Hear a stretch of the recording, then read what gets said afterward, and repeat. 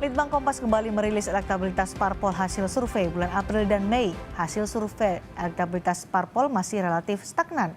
Deklarasi baca pres belum signifikan memberikan efek elektoral ke partai politik. Litbang Kompas kembali merilis survei elektabilitas partai politik. Survei dilakukan pada bulan April dan Mei atau setelah sebagian parpol mendeklarasikan bakal capres mereka. Hasil survei memperlihatkan partai pengusung Ganjar Pranowo, PDIP dan P3 relatif stagnan atau naik tipis dibanding survei sebelumnya. PDIP masih menjadi parpol yang memiliki elektabilitas relatif tinggi dengan raihan suara 23,3%. Sementara P3 hanya meraih suara 2,9%. Partai pengusung Prabowo Subianto, Partai Gerindra dan PKB meraih hasil berbeda. Gerindra mengalami kenaikan signifikan dan menjadikannya sebagai partai dengan elektabilitas tertinggi kedua dengan suara 18,6%. PKB di survei kali ini justru elektabilitasnya turun dari 6,1 di bulan Januari menjadi 5,5%.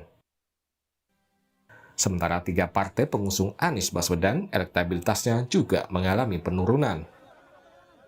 Nasdem turun dari 7,3% ke 6,3%.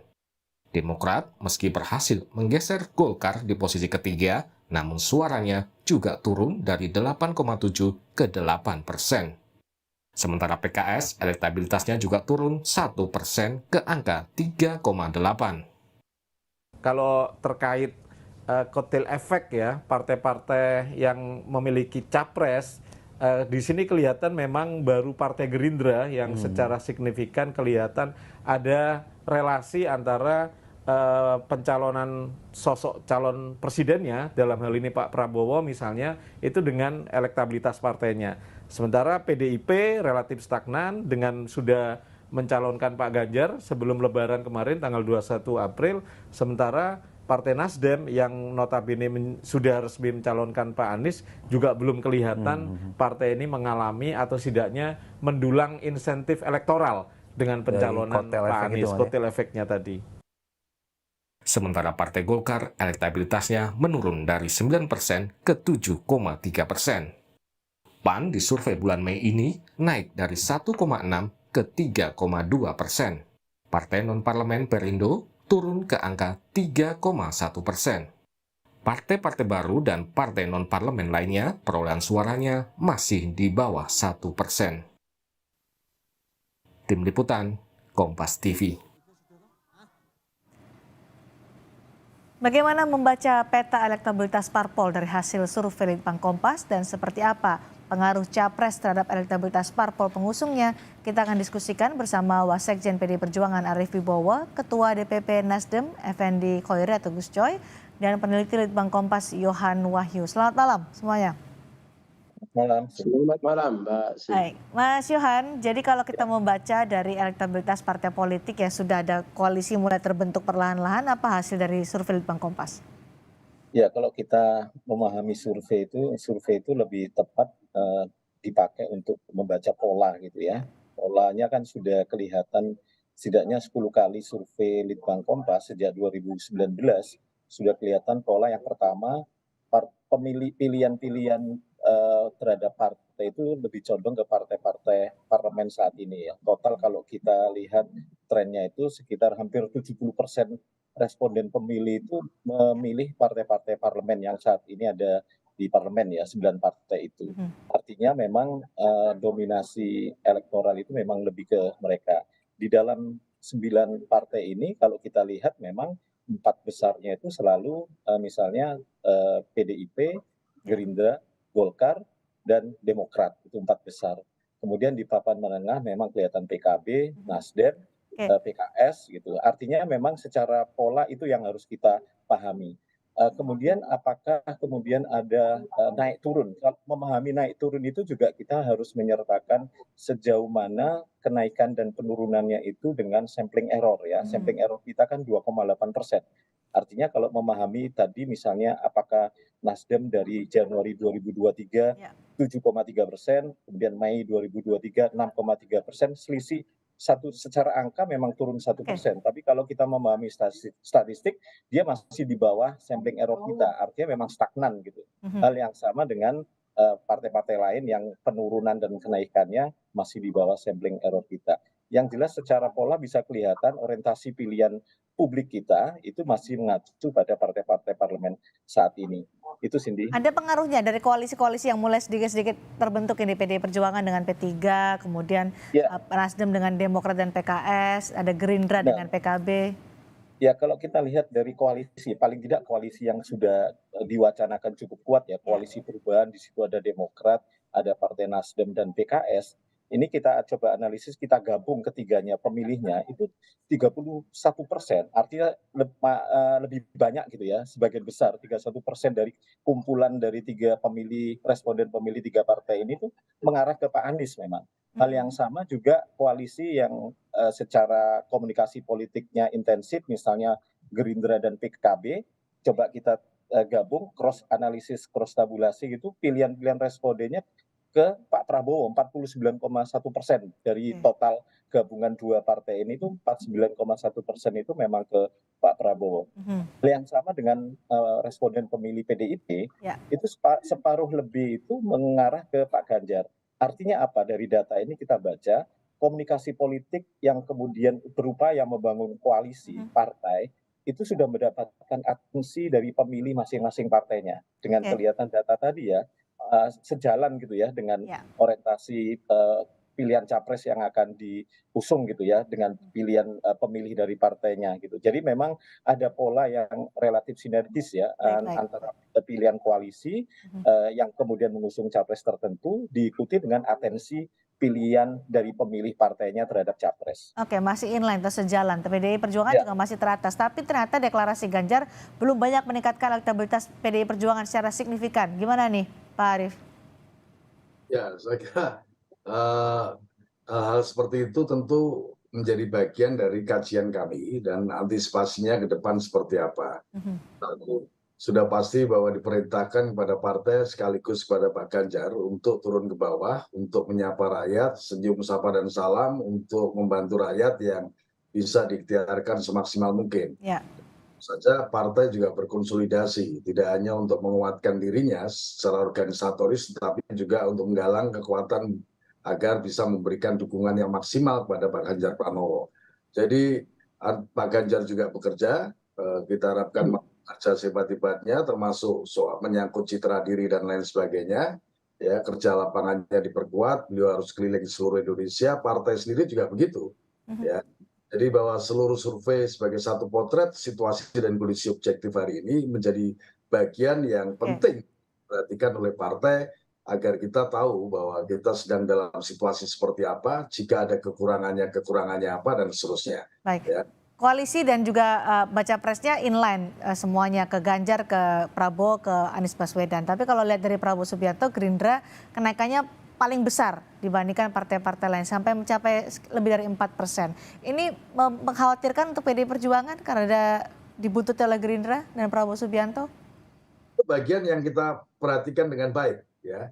Loh, kok bisa Gerindra naiknya tajam, sementara PDI Perjuangan kalau dari data survei Litbang Kompas hanya naik 0,4%, ya. Stagnan lah bisa disebut itu.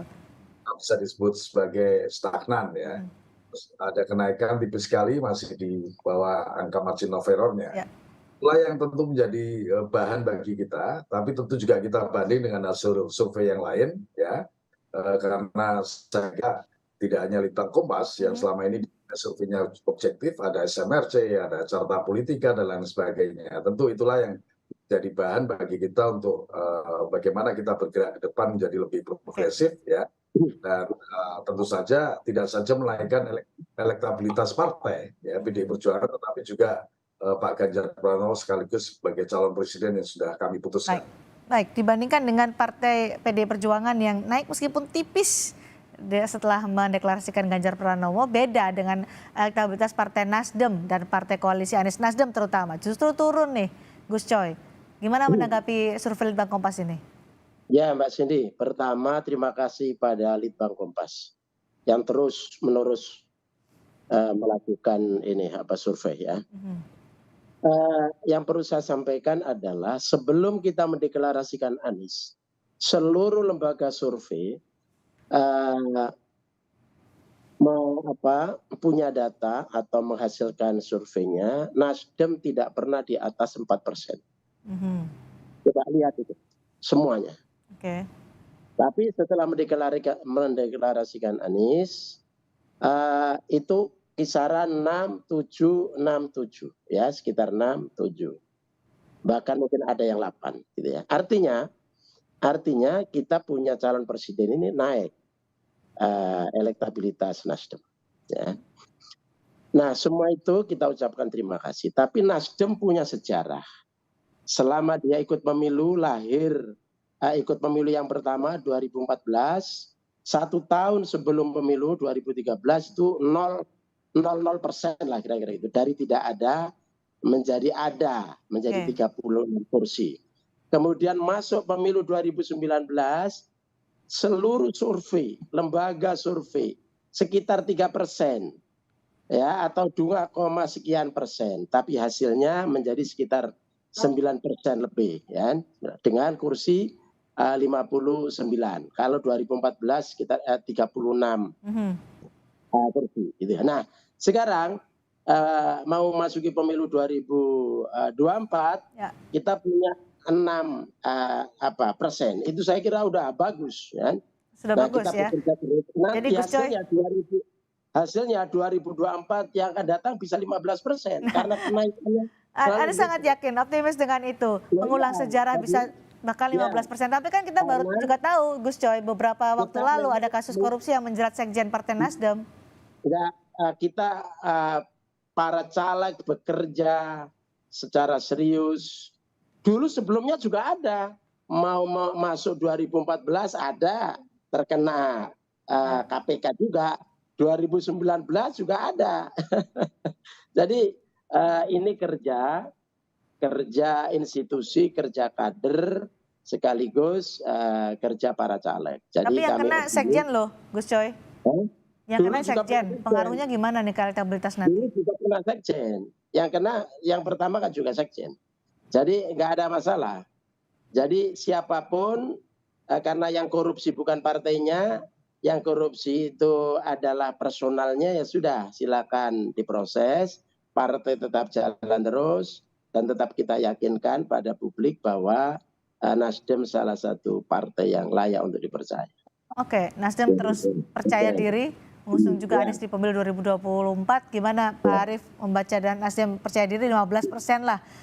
Artinya juga ini apakah juga akan mengganggu pencapresan Ganjar Pranowo nanti oleh PD Perjuangan?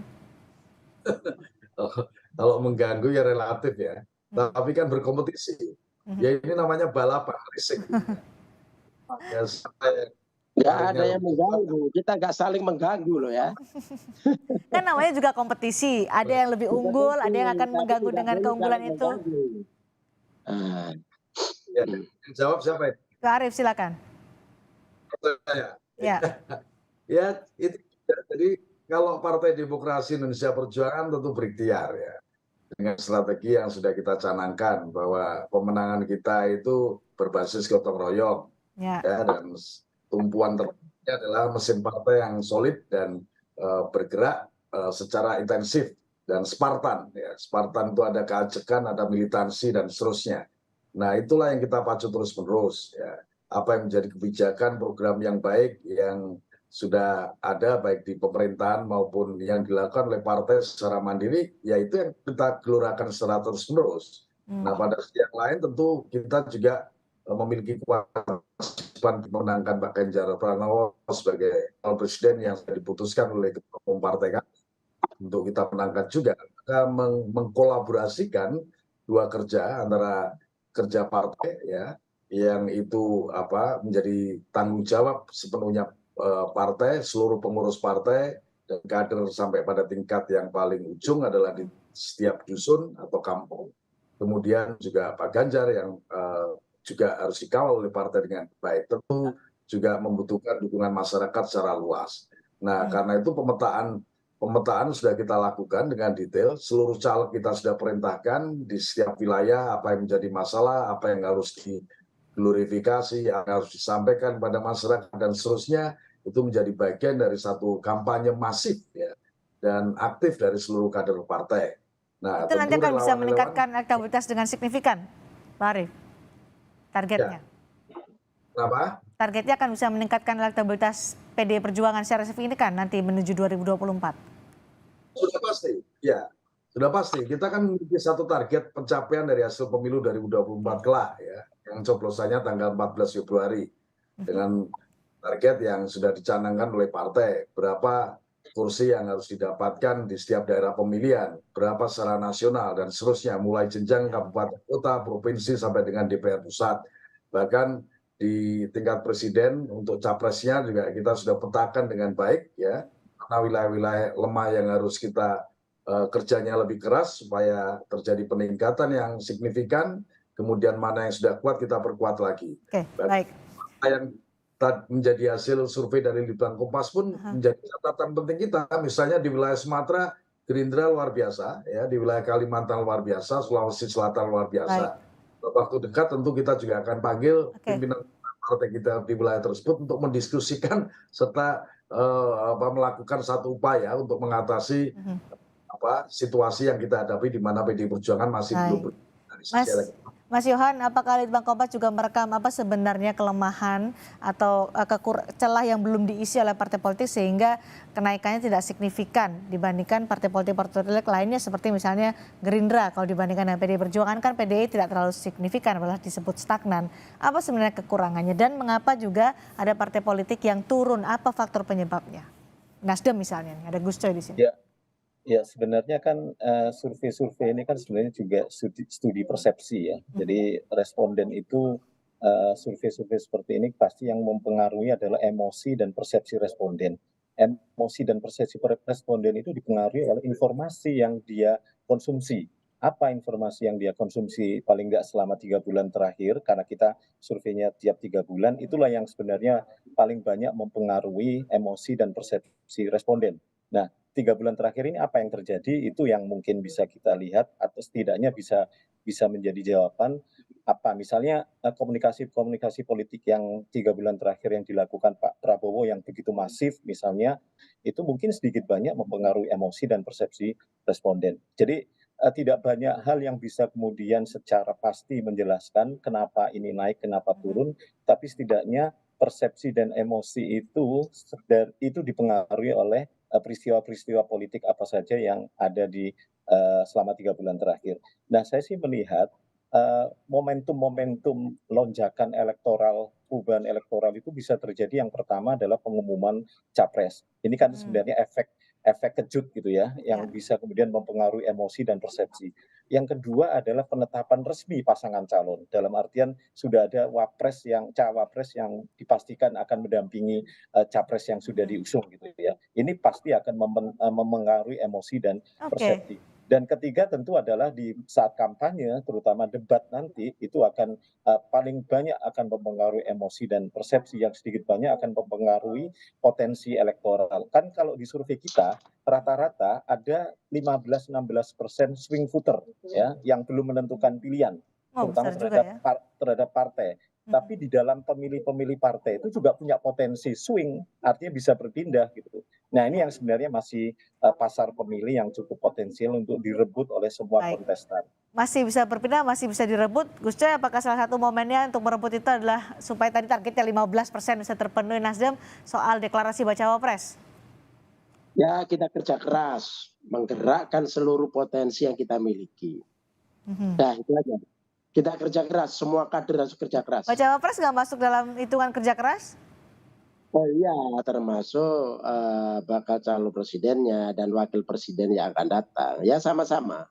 Kapan akan diumumkan bacawa pres? Karena kan tadi kalau informasi terbaru tadi PKS menyebutkan sudah ada 3 nama yang dikantongi oleh Anies Baswedan sebagai bacawa pres.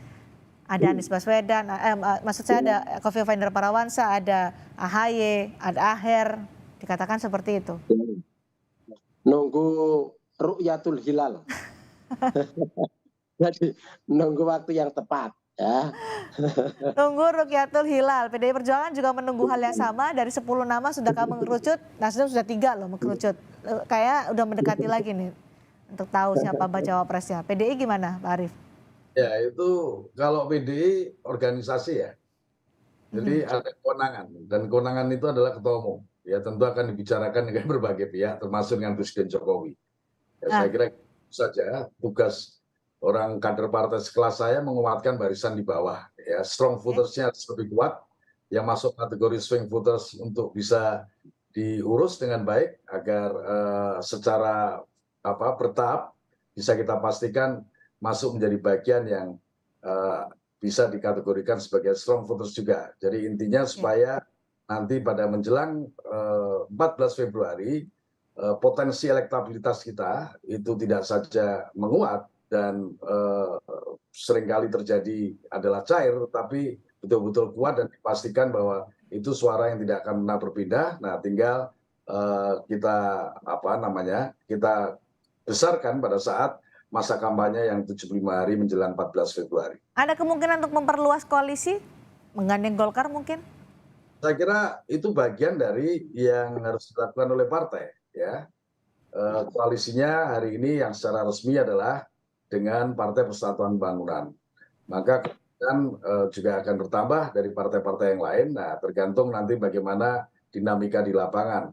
Saya kira semua partai yang sudah menetapkan capres adalah PDI Perjuangan, ya, yang kemudian diikuti oleh P3 dan kemudian baru Pak Anies Baswedan dengan Partai Nasdem, ya, PKS dan Demokrat. Nah, apakah koalisi-koalisi nanti akan permanen atau akan stabil sampai pada saat coblosan, kita juga belum tahu. Lapangannya masih lumayan tinggi dinamikanya. Ya, semua partai dan sekaligus capres bermanuver dalam konteks ini adalah melakukan penggalangan untuk bisa memastikan bahwa kita menang Partai Demokrasi Indonesia Perjuangan dalam Pileg dan Ganjar Pranowo Presiden di dalam Pilpres. Oke, Mas Johan, terakhir hari ini sudah dirilis soal elektabilitas partai politik. Elektabilitas capres kapan dirilis, Mas, oleh Bank Kompas? Ya, insya Allah besok kita rilis edisi calon presiden, bagaimana naik turun dari bakal calon presiden. Tunggu saja besok, Cindy. Apa yang bisa kita tangkap dari nanti rilis yang disampaikan oleh Kompas soal capres besok? Ya, setidaknya seperti yang saya sampaikan tadi, ada korelasi yang cukup signifikan ya, koalisi itu dengan elektoral partai. Hal yang sama, partai juga memberikan sumbangan elektoral kepada bakal calon presiden. Survei menjawab itu, data-data survei memang memperkuat itu. Jadi ada saling resiprokal itu ya, hubungan resiprokal yang saling memberikan insentif capres kepada partai, partai kepada capres. Baik, akankah semenarik elektabilitas partai politik yang dirilis hari ini? Ada yang stagnan, ada yang naik secara signifikan, ada juga yang turun. Kita nantikan besok. Terima kasih Mas Yohan Wahyu, terima kasih Pak Arief Bowo, terima kasih juga tadi Gus Coy sudah bergabung bersama kami di Sapa Indonesia Malam membahas soal hasil survei Litbang Kompas terkait dengan elektabilitas partai politik.